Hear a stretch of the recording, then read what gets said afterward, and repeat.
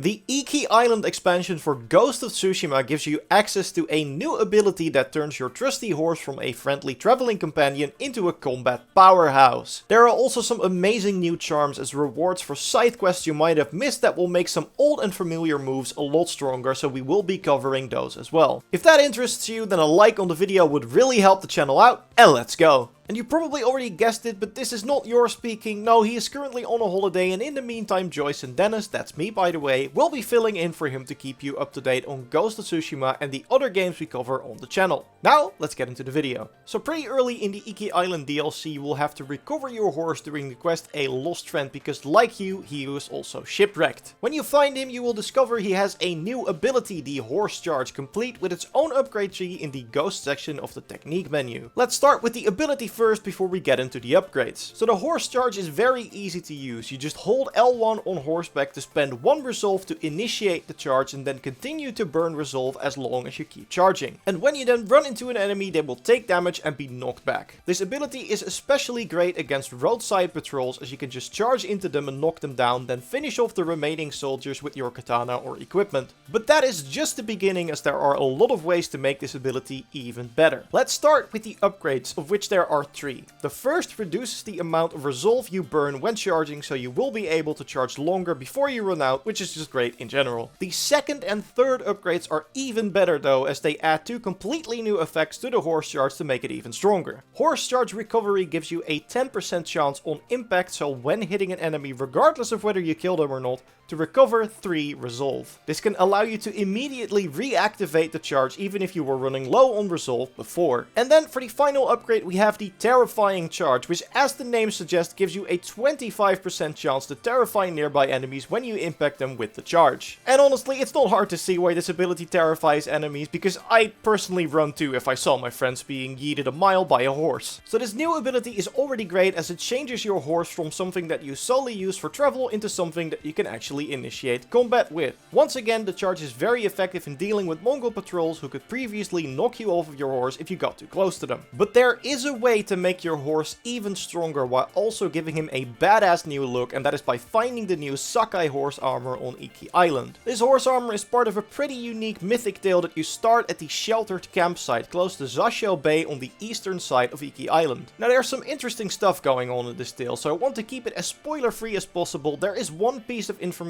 though that is really useful if you're planning to get the armor for yourself. During the mission you will be sent on a platforming section in a graveyard of wrecked ships, and the thing you need to be aware of here are the rocks covered in plants. These are slippery, and if a wave hits you when you are standing on them, you will be knocked off and you will have to swim back to solid ground in order to continue. So watch the timing of the waves and jump on the plant-covered rocks just after one hits, and then make your way to the ship carrying the horse armor. Oh, and just a quick side note, but as soon as you complete the mythic tale, you also unlock a new die vendor on Iki who will trade you new horse armor dice in trade for Sockeye clan banners, which you can of course find hidden all over Iki. This is kind of similar to how it worked with the monk in the main game, who could give you new saddle collars in trade for Sashimono banners you could find, and there are some pretty cool variants out there, so definitely keep an eye out for those Sockeye banners when you are exploring Iki Island. And maybe you didn't notice when you were trying out the new horse armor during the mythic tale, but when we look at the armor in the equipment screen, we notice that, like with regular armors, it has 3 perks that make your trusty steed even stronger. The first perk makes you more resilient to attacks while mounted, and what this means is that you aren't immediately knocked out of the saddle when mounted. Instead, your horse will stagger and rear the first time it is hit, and if it is then hit a second time, it will throw you off and run away. Before the armor, one hit was already enough to take you out of the saddle, so it's already a huge improvement, because this means you can get hit twice before losing your horse and having to get out of combat to call it back. And then the Sockeye horse armor also increases the damage of the charge, and it also allows you to insta-kill brute type enemies, so the enemies that are vulnerable to the moonstance in one hit. And this is where I really started to notice the difference, as I often kill enemies outright when charging into them. And you may have already guessed it from looking at the footage, but using this ability is incredibly satisfying. Like,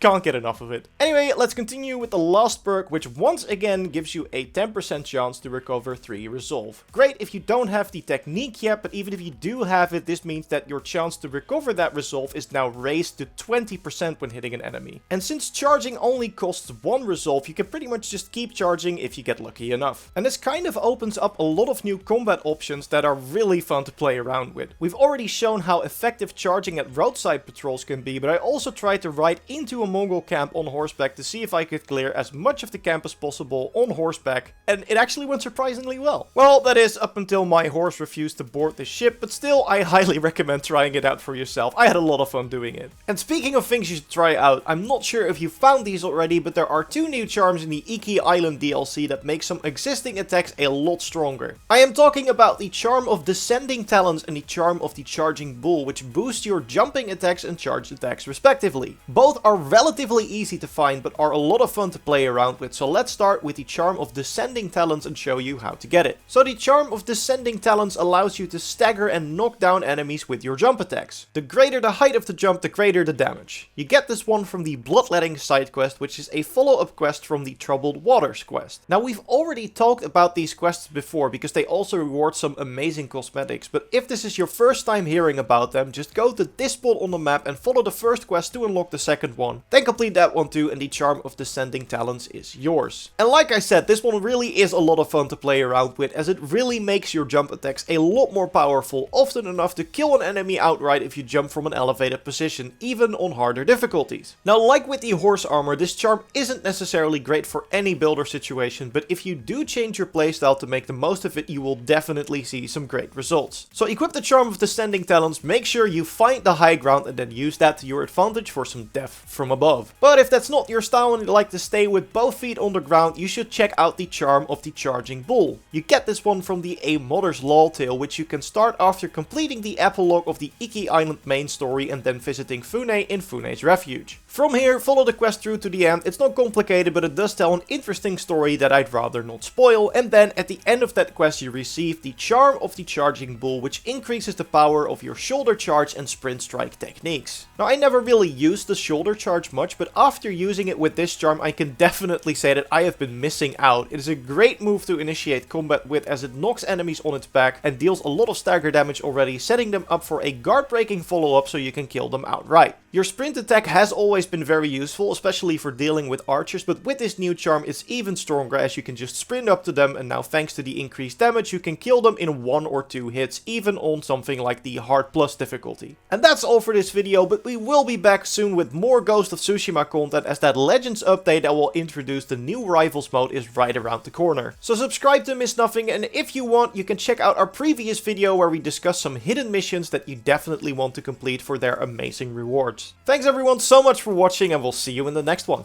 Goodbye!